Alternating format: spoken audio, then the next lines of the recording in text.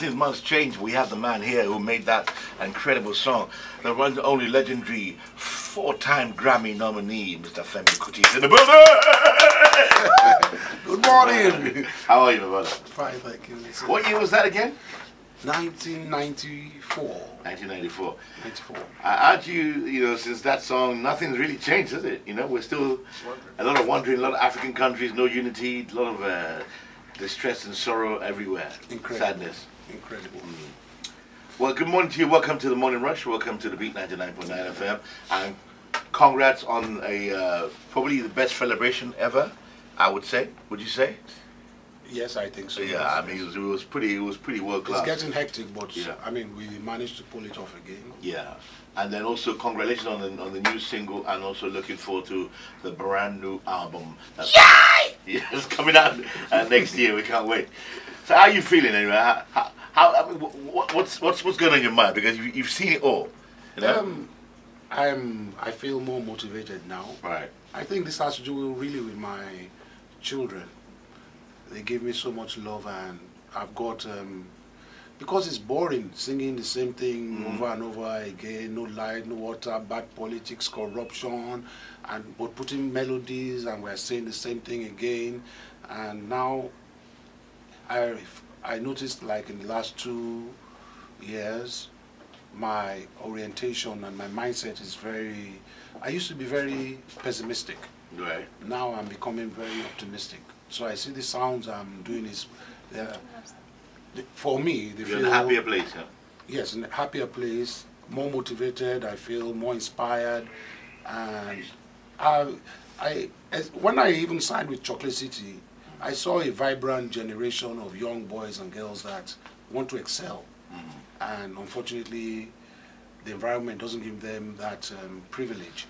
But that energy, I managed to keep within my being, and I'm translating that into the music and finding new ways to inspire and bring hope, I think. Okay. So it's still very political. The album will be very political. But with a more positive. And even the songs, like now I'm already working on the next album. Oh. So I noticed the songs I'm playing at the shrine now they are geared towards really young people, showing them that there is light at the end of the tunnel. Okay. Speaking of children, how many children do you have now? 9. 9 children. Yes, 9, 6 biological, 3 adopted. But okay. I've been looking after them, so they're like my kids. Wow, so that's a whole army, man. Yes. That's a band there already. Basketball team. Basketball, or even a band, Yes, I know. All you need now is you have the percussion, you have the horns. All my biological children are playing either trumpet, saxophone, drums, guitar. So they probably all turn out to be musicians. Okay. Of course, everybody knows Maddie's already is becoming a better saxophonist than I am. He's already a better keyboardist. So I think by the time he starts his career, nobody will expect anything less from him. Yeah, so he went to the same university, Trinity. Trinity, he has one more year. His granddad, eh? He can't wait to get out. One more year. And he's such a great guy. He doesn't want to stay in England. He wants to come back quickly. So already, see, these are the kind of things that give me motivation. I mean, he's been there for about 6-7 years, but he doesn't want to stay there. So this gives me hope. If a generation like him is thinking of coming back to help and build Africa, then there is hope. There is hope indeed. All right, let's get to the music now. So where are you going? Because I heard someone say that this could be probably the best album you've ever made. This one that you're releasing early next year. What date are we looking at now next year? February the 23rd, 2018. Okay, so you already made. You've got the date sorted. Everything's sorted. Okay. Everything's sorted. So is it? What should we expect from this album? Great songs. I think the horn lines are. I've always, I believe, created great horn melodies. I think, but very powerful horn melodies. There's a song there. I mean, Evil People, very strong. The beat is very strong. I think I've heard that one. You've performed yes, it before. We play them live. Yeah. And when we take it out of this country, these are the songs that keep the band best in the festival, or people love us the most, or we're always doing very well because we do play them live. And there's a song, He Did Their Body. I mean, very powerful horn lines. And so probably I would say it's my best album as well. But every album was special. Okay. But this one now is, I think I have age, experience, and because of my new motivation, this gives me more, there's more energy in optimism. So it's more optimistic. A track like Africa Will Be Great Again, for example, this is very, I think it's probably a favorite of a lot of people. There's one that I think my favorite, probably Best to Live on the Good Side. This is, I think, my favorite, really.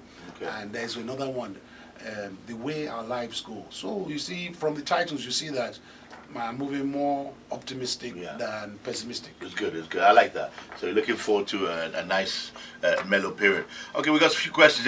This is Quem at OB Quest. We've already answered the questions. When will you drop the next album, which is February 23rd, 2018? Okay, that's next year. Are you still expecting to win a Grammy? Because I think you will. Okay, that's good. I won't be surprised if I do one day, but it's not my motivation. Yeah. It was never, my career was never built on winning awards. It was based on talking about the social issues, political issues. So if my career was, Femi was going to win the Grammy, then probably I won't even be in Nigeria. I will set up somewhere in America or... And be lobbying for it. Yes, and lobby, because it's really political. You must be there, they must see you, you must be fighting for it, I will be working with the best musicians. I always like to go to the studio with my Nigerian musicians. I'm trying to put a big image of my people out there, saying, look, we can always be great, we are great people. We're as good as them. So if I used American musicians in the studio, for instance, already it's a Grammy nominated album. So you remember my first nomination was Fight to Win. Yeah. Which was because Most Def, all these great, they caught the American attention. Oh, can Femi take the Afrobeat and make it work with all these hip hop people? So it caught the attention of the Grammy. So my name became a household name, and then Bang Bang Bang, which already got that international hit. Yeah, it was remixed by a lot of DJs. Yes, Bang Bang Bang was what put me in on the international stage. Then the Fight to Win album, and then the one after that. So the Grammy they know who I am. Okay. That's it. Really, it's quite enough for me. Yeah. I think, but most importantly for me, for my career, is if I can wake up and we have electricity forever. If we have good salaries for everybody, pension is paid, the reality, the roads are good. I mean, and we're all. I mean, Africa is a big party. I can drive my car from Lagos to Nairobi, Johannesburg, railway lines I will see in France, and airports are like, and this place is booming with love. And then, I mean, no award, there's no award that can give me that kind of satisfaction. Which is good, which leads on to what we're about to ask right now. This is Ace at Shizoli Fani. How fulfilled are you knowing the huge void you have to fill since your father's passing? Well, I never saw a void because my father was always, he was my foundation. And like I said, I always knew I would never be like my father. I never wanted to be like my father, but I was groomed to take over. I didn't want to take over. I wanted to be Femi Anikulapo Kuti, not Femi, Fela's son, like that. They wanted it. So he used to dress me up like him. I used to wear shoes like him. I used to do everything like him. So I became assistant band leader. And when he was jailed in 1984, I said to lead the band. But leading the band, I now saw that, look, this is not what I want to do for myself. I want my own band, I want my own career, and I set out, I want my own music. I didn't want to play his songs anymore. I wanted to compose. I needed challenge. And I'm happy I set out, because imagine if my father had passed and I hadn't set out on my own, then forever there would be this huge shadow over my life, and I'll never be able to probably get out of it. And I won't want that for my children. I don't want Made to be me. I want to love Made for Made. I didn't born Made to be me or take over from me. A lot of times you're very conscious of not playing too many Fela songs. Yes, I'll play probably one a night. And that is precious. Saying people like, and I do respect that. They love me. I look like him probably, and they love when I play his music. So I'll probably play one. Even on Sundays, in Shrine, I never play it anymore. I probably do it probably once every 2-3 months. Yeah. And because... But obviously when you go to concerts around the world, they ask you to do that. I mean, I'll maybe do one. you do one or two, just to get them, let them know. Yeah, because they love, I mean, I'm not running from the fact that I am Fela's son or he's my father, but I need to put my foot down. And this is Femi Anikulapo Kuti, right, the son of Fela, but this is not Fela's Fela Junior, so to say. What of the estate? I mean, a lot of people want to know. First of all, with the Fela on Broadway, with the music, is it licensed out to any particular company? Who owns the catalog? Does it belong to the family? No, the catalog is licensed. All his music is licensed to Knitting Factory in America. It was first released to Universal. It's expired, so it's now with Knitting Factory. So the estate is quite is doing. We have very lucrative, right? Yes, the lawyers, we have big lawyers that handle all our, the Uye Wallets handle all our legal issues and all that. So the estate is very well organized, and so. But things like licensing for Fela on Broadway, things like it's still part of it comes to family as well. Yes, no. Outside Nigeria, it's done with the Knitting Factory, but right, in Nigeria, we still own all the rights here. Yeah. So we manage, because this is our home, we want to manage everything right here. And then outside, it's licensed outside. Okay. So you have a say if somebody wants to use Fela's music for an advert on TV, or somebody wants to sample. Probably then, if it's from Nigeria, it depends on where that advert is. You need the permission of the family, but then you need the permission of the publishers, because they're all under a publisher. Do you feel funny sometimes when you hear some songs and you know that the artist has stolen some sample or something from Fela? There are so many. I know there are a lot of them. That's why we have, the lawyers are like they're very busy. Day and night, very, very busy. You know, and most of them are just doing it, they're not making money, but it's wrong. You don't just sample without permission. You need to get permission. It's like even doing you're selling t-shirts of Fela's image. You have no right. You must ask permission. So to stop people like this, and you just see somebody just open a boutique and is selling Fela's jackets or Fela shoes or Fela this, and so we have to stop them because it's illegal. They need permission from the family. Okay. All right. Going to ask you about this. This is Ibalode Taylor, exclusive GQ to me. Good morning to you on studio. I want to ask Femi, how easy was it to organize celebration without issues? I mean, I don't think it was easy. Celebration is a mammoth thing. Celebration takes 1 year to plan. Wow. Minimum. We already started having meetings on celebration, because most importantly, first of all, is security. Celebration happens with probably 1% incidents. And to keep that kind of crowd without any problem, that means you are talking to the commissioner of police, all the police stations around, our own security, blah, blah, blah. So then planning for the hospitality of the artists, getting all the artists on board, adverts, then money, because you see again, celebration is run free. 6 days free, and the last day is only 1,000 naira.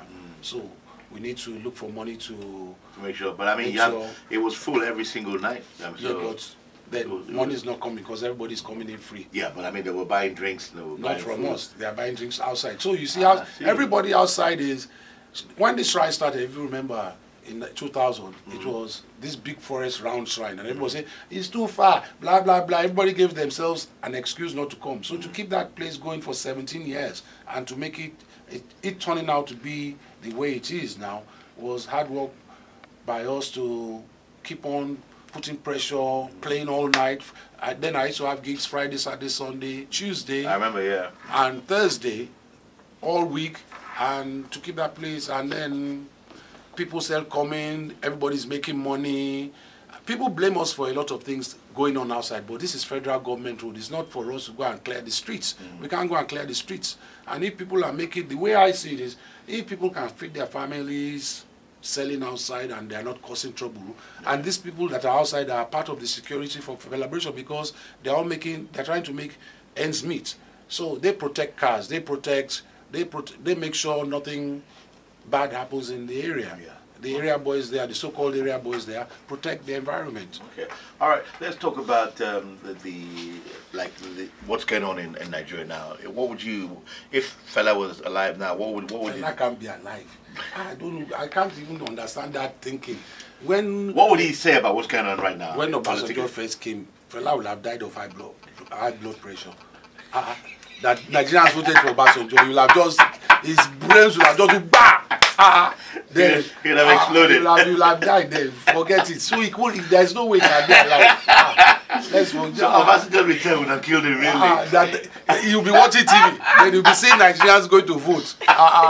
No, well, he will have hung himself. Okay. If high blood pressure decay, he will have taken poison.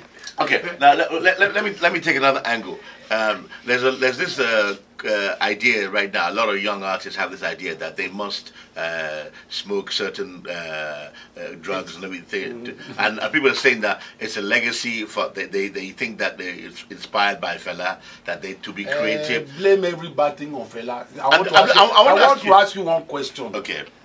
When Bob Marley I know that's what I'm saying. Peter Tosh when Fela wasn't even getting airplay, and every radio station in the 70s were playing songs from America, and all this society misbehaves. Yeah, I mean, why don't they blame the Beatles for any bad thing going on in England or in America, or James Brown, or Two-Face and Tupac, or Biggie? No, what were they doing? They are smoking what? Sand. So everybody blames Fela that was open, that his music was conscious, spoke about ills, corruption. I think they're just looking for an excuse for society's failure. Why? And was he the one that? And Fela never smoked Indian hemp, by the way. He said he smoked Nigerian natural grass.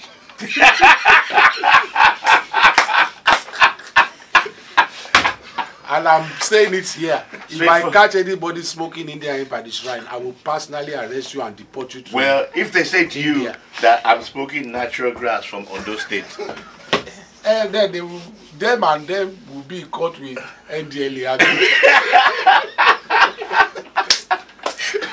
Because it's a big, why you say Indian hemp? Fela never understood what is Indian hemp. This is grass. You know when Fela's mother came to, they went to report Fela to his mother, and she was like, my son is smoking, and the way they made it, she ran from Abeokuta. Fela, what's all this I'm hearing about you? They say you're smoking one thing, Indian hemp. So Fela now said, Mama, this is what they are saying. And Fela just brought out a joy. She said this. Why did they make it out as if it's one, you are a criminal, blah, blah, blah. You know, she was amazed. So he said, this is, then he rolled it in front of her. He said, all you do is just light it. And he smoked, took a puff. He said, no. But her sister took a puff and fell asleep. She was so angry that when Fela had a case that was going to take him to jail for 10 years. Right. And she said if she was younger, she would have got the market women to all carry a branch of that plant to the court case. She could not see the rationale behind jailing somebody 10 years for this. You know, I'm not defending it. No, we're not. I'm just trying to show you the thinking, the thought process. What went on between his mother and himself. And when people blame him for young people smoking today, I think then Bob Marley was even more influential than Fela then. If you remember, because Bob Marley he was getting radio play, he was making hits after hits, and nobody said it was because of Bob Marley Nigerians were smoking. Right. Do you understand what I'm saying? So I just think people are just looking for who to blame for. All right, let's look at Afrobeat as opposed to Afrobeats. Do you get upset when you hear the word Afrobeats with an S in front of it? Because I don't think it's anything like that. I don't think about it. I don't want to. That controversy is one thing I don't want to even get involved in. If they like, they can call it Afrobeatses. All right. So if I did get involved, then people would be thinking that I'm in competition or blah blah blah. That is not. I don't see. I think I must behave my age and respect my what I've done myself. So somebody like Wizkid is like a son. I love him. I hate when I hear on the internet somebody they are fighting or arguing amongst themselves. I don't think it should be like that. I think there's enough room for everybody to play good music and keep the country dancing. So when this competition starts amongst them, I don't think it's really healthy. Yeah. So how do you think, like, if you look back now on your catalogue of music or what you've done over the last 20 years, what song are you, most one you say, okay, this song defines me, or this is who I am? You know, from what you've done so far, what you released so far. Wow. I didn't say I was going to ask easy questions, so. Should I choose from this album coming out as well? Okay, give us one from this album coming out, so we'll look out for it. I told you already. Okay. It's best to live on the good side. That's the name of the song? Yes. Best to live on the good side? Yes. Okay. A journalist listened to it in America, and he wrote back to me, said when he listened to it, he's just telling me, but he shouldn't be telling me. He cried. Okay. That's how powerful that music is. Okay. I think it's probably the words, the music, the arrangement, it's very special. Okay. After that, I would say probably No Place for My Dream. No Place for My Dream. Yes. Okay, we'll make a note of those two. Best to Live on the Good Side and No Place for My Dream. Okay, I mean, No Place for My Dream was the last album. Your last album, okay. I'm going to write Why that down. will I not even talk about One People, One World? Did you hear the horn arrangement of that? I thought it was fantastic. No, you see, you are. I was trying to end. When you are putting me on the spot, then I will have. That day in Shrine. You know the last 2 days that I hosted at the celebration, I was trying to enter the video when you were shooting that thing. I was trying to use style. I was like, you should have showed me. You should have talked. I would have even come to. Because I saw when the crowd was clapping their hands together, when you're directing them, I said, let me go into the front here to speak. You should have showed me. You would have even brought you. Would have done the sign together. I said, Femi will just edit me out of the video. All right. So we're making note of those two songs. So best what? What's the name of the song? Best to Live on the Good Side. Best Live on the Good Side, and the other one from the other album. Okay. No Place for My Dream. No Place for My Dreams. Okay. All right.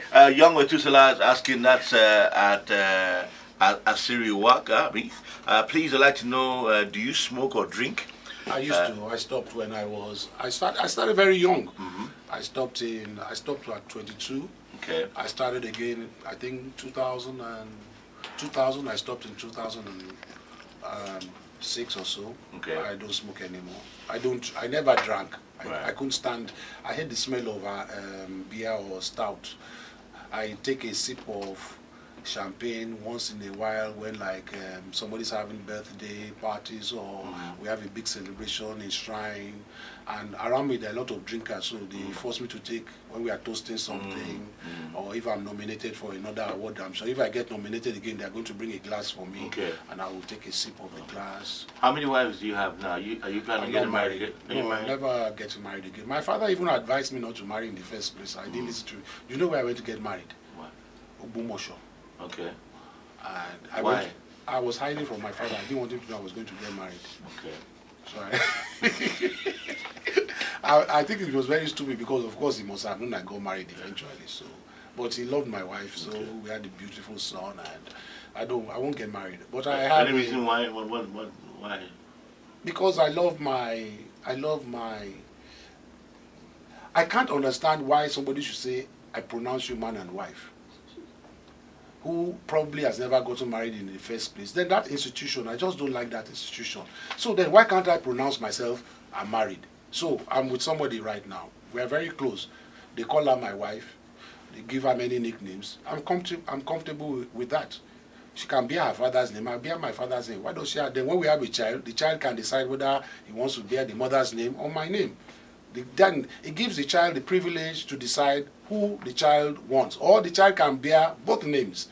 So there's no, why should it be masculine dominated in the first place? Okay. Why, okay, assuming now my daughter becomes very popular and she wants her child to be a Nicola Kuti, she has the right for that child to be a Nicola Kuti, but the institution will say no, you have to bear the name of the father. Okay, so then the child doesn't want to fight the father or the mother. The child can bear the father's surname and the mother's surname, and then everybody's happy. So you see, the institution I think is too backdated, is archaic. They need to update it. I just don't like the fact. Then probably the pastor himself has even given his wife his dirty slap that morning. Then he's coming to pronounce me man and wife. Or I probably will be older than him. And one young boy. Probably if the parents said, okay, you have married my daughter, then we don't need a big ceremony. And then when everybody starts to put their mouth inside the marriage, I just don't like the razzmatazz. I'm a very, as you know, I like that peaceful quiet life. So you don't see me socializing as much as I should, because probably being on stage for so many hours, all that noise, the horns backing the rhythm, then I just like that peace, being alone, and then the chaos in my home that I'm looking for peace. When my children are screaming, ah! Oh gosh, oh, my life is in the mess, you know.